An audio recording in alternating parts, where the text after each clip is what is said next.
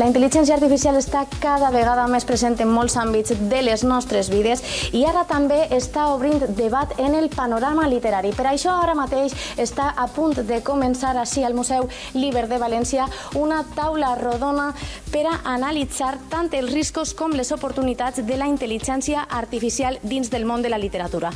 Perquè la tecnologia pot generar tensions amb la ficció i la no ficció, però també pot generar possibilitats. I esta taula redona s'està celebrant perquè avui el grup Planeta i la Universitat Internacional de València presenten una nova càtedra, la Càtedra Planeta de Literatura i Societat. Es tracta d'un projecte que pretén promoure la lectura, l'escriptura creativa i la transferència cultural, però a més vol reivindicar el paper de l'escriptor i de la seva influència en la societat. L'escriptora Anna Merino serà qui dirigirà esta càtedra, però avui també estan presents en esta taula redona personalitats de la literatura de la talla de Lorenzo Silva. I esta vesprada hem estat amb ells.